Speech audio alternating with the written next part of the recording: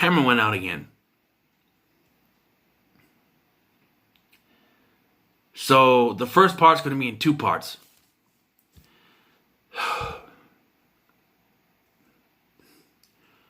So anyways, halfway through Lost Galaxy, we get this. They get shoved into the Lost Galaxy, which is like halfway through. Scorpius is destroyed. Trakini becomes more of the antagonist than her father now. And they get, there's the Lights of Orion thing that they finally get. There's their Galactic Beasts, which aren't actually connected to their powers, which is different. But like halfway through, they get sent to the Lost Galaxy where they meet this captain guy who's like a space pirate, who's kind of like a Captain Crunch in space or something, I don't know. And yeah, just it ends with Trakina becoming green and Leo saving the galaxy. They find a planet. This whole thing is they're on the Terra Venture to find a new world to inhabit. And they find a new planet that happens to be Miranoi. And they save the planet by putting these swords back in the stone. I also must mention that there's the crossover between this and Power Rangers in Space, where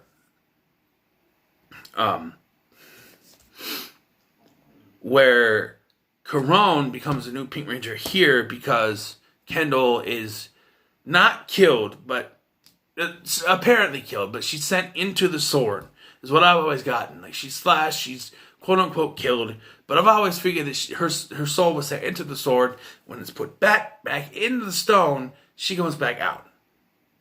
I should also mention that in Space, we get a Justin reunion episode, an episode in which Adam comes back, and that's about it for the crossovers there. But yeah, and everyone is happily ever after. Everything's back together, fine. Lost Galaxy's done.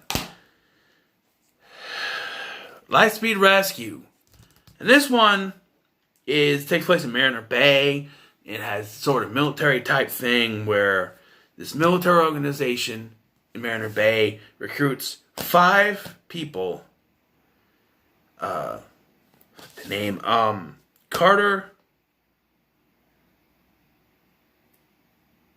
Joel, Kelsey, Chance around a butt. He's not Kai. That was the other one. What is his name? There's another one's name I forgot. And Dana, who is actually the guy's daughter. They become new Power Rangers, and they're assigned with defeating these evil spirits or demons, whatever they are, who have been locked in a chest, and they were freed by some construction crew, I think it was, or no, some idiots who found them in the desert and released them. And among these are Diabolico, and the other ones I can't remember. Impus, who later becomes Olympius, whatever. And eventually they are trying to create this titanium morpher, which they give to Carter, but it's too powerful. Someone sneaks in and steals it, and it's revealed to be Ryan, the commander's son. And it's revealed that years earlier there was several years earlier when they were younger, there was a car accident. And Diabolico saved him, but the price was Ryan. And Ryan was made to believe that his dad let him fall, let him be taken. There was no, he didn't care about him. But of course, that's not true. Eventually, Impus gets all this energy and gets Diabolical star energy and becomes, once Diabolical is destroyed, and becomes Olympius. There's a great story arc before this, though, where after Ryan decides he's going to be good again, he's going to be a good guy. Forgot his name already. Diabolico puts a curse on Ryan. It's a snake tattoo. Every time he morphs, it gets closer and closer to his heart. And it will eventually kill him, or destroy him, as they say, which I don't know why destroy is much nicer to say than kill, but I'm just saying. But yeah, eventually it comes down to Queen Banshiro, who's the head of all this, and Impus's mother, versus the Rangers. They defeat Queen Banshiro, and they go on to their normal lives. Joel has a thing for the scientist, Miss Fairweather, and in the end they do get together. But it ends on a cliffhanger that's never really resolved. There is a crossover between them and the Lost Galaxy Rangers where they face Chiquita wants to be green again. That's all I know. They are, they're free to go, and then they see that there's trouble in this. They give their morphers over, and they see there's trouble in the city. The morphers are given back, and they run into the city.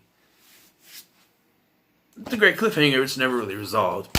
Then we go to Power Rangers Time Force, which for me, when I first started watching, I wasn't into, but now I actually really like it. And this is a confusing one, so it's going to take a little bit.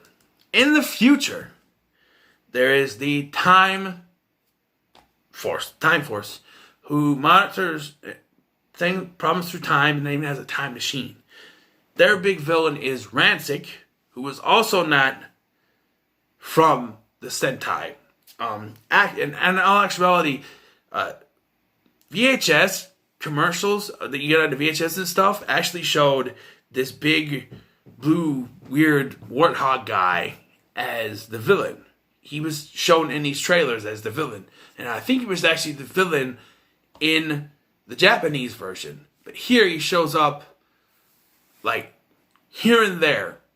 And eventually he puts himself in cryostasis.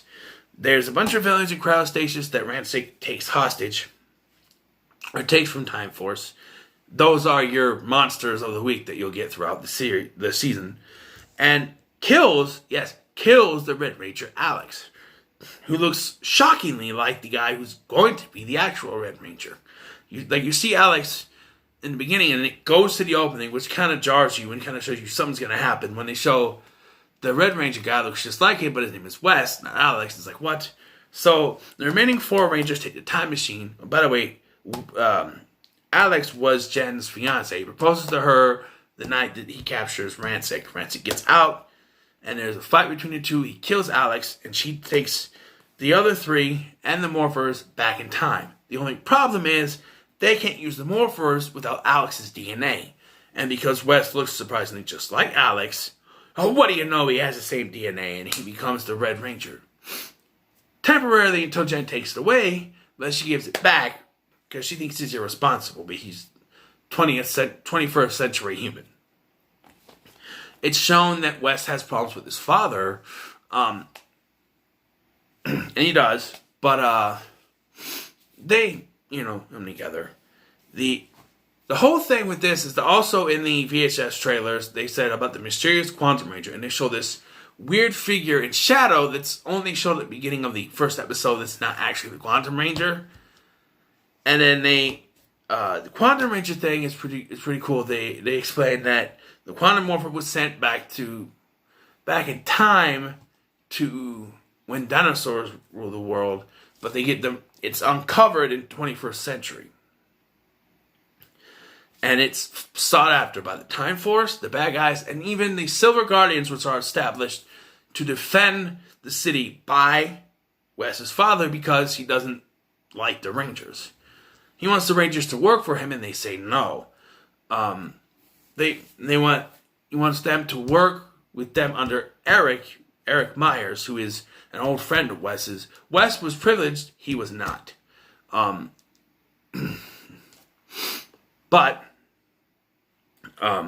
So he's kind of have a chip on the shoulder because of this.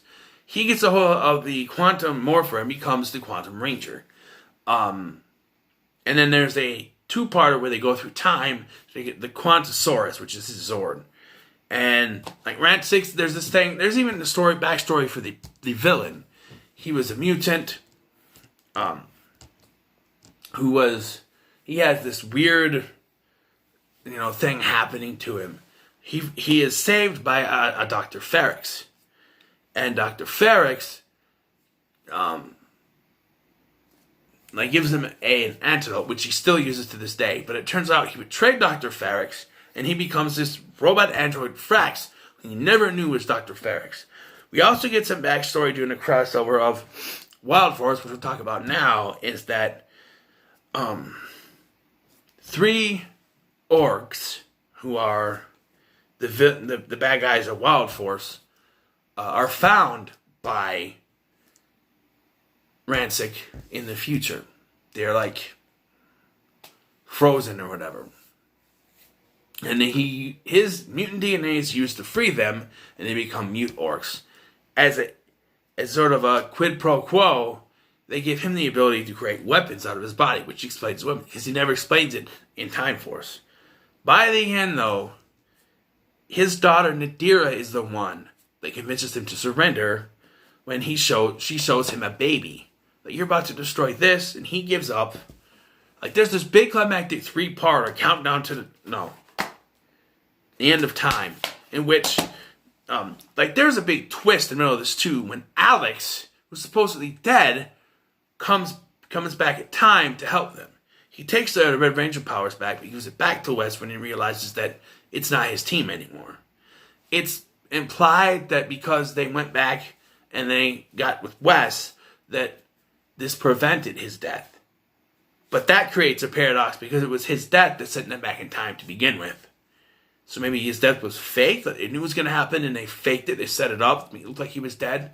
Because they haven't shown in shadow for part of some of the episodes until it's revealed that he's alive. However, because this is going to be a losing battle, Wes sends the other 4 back to the future.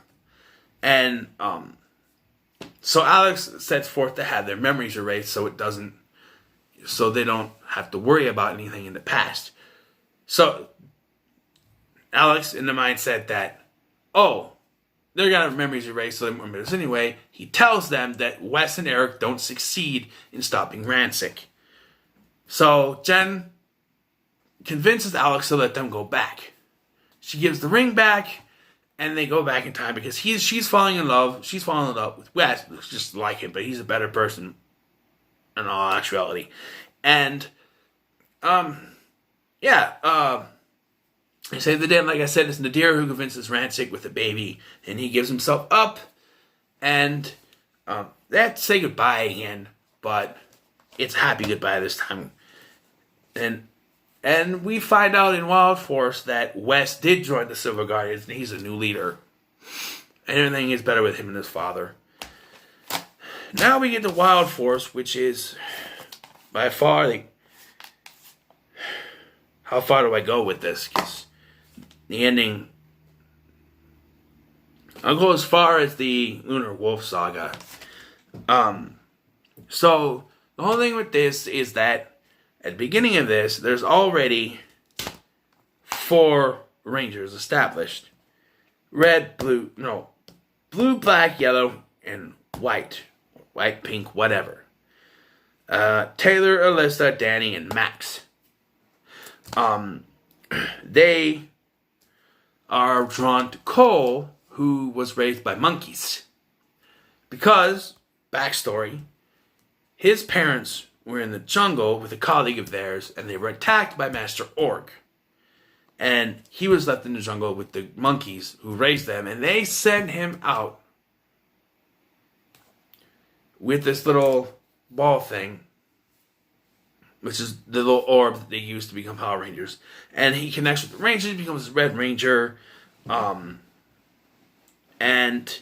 he, become the Power Rangers. There is an arc, the Lunar Wolf Saga, where this ancient orc by the name of Zenaku comes, he's like a powerful Duke orc or something, and he's very powerful, and he enacts this revenge against the Rangers. But it turns out he's actually Princess Shayla, who is their guardian or Zordon type person. Her bodyguard, in all actuality, lover, but it's the kids' show, so I'm not going to go with that. And he was trapped inside the Zenaku Dukorg. And eventually he's freed, and he becomes the Silver Wolf Ranger, which is cool. And, I'm just going to go through this, because it's all produced by the Fox Kids people before it was bought by Disney. So, Cole meets a little boy who turns out to be Animus, who's like the ancient spirit of the animals. They have different animals. They collect the little spears too. They put it in the little swords. One, actually, the bird one, and I always thought this was interesting. There's one where Cole gets a bird, and it's a bird like a phoenix or something, or a falcon or something and he gets this little thing, and he gets this soul rider, which is lucky because that's what they use. This is actually the 10th anniversary special has 10 Red Rangers come together in Forever Red to defeat the Machine Empire, who are coming back to dig up Serpentera. Now, Serpentera was Lord Zed's personal Zord. He brought in season 2. And it was this big, powerful thing that just went away. It just became his personal transport after a while. But they're digging it up, and if they dig it up, they can destroy the world with it. Well, if they can destroy the world with it, why didn't Lord Zed do it? It's just, the thing. And, of course, thanks to Cole, the Red Rangers saved the day. It's cool to see all the Red Rangers. The only problem here is when you connect this with Dino Thunder. Here, Tommy is the proprietor of a country club at which Bulk and Skull also work. He owns the owner of a country club where there's a pool and everything.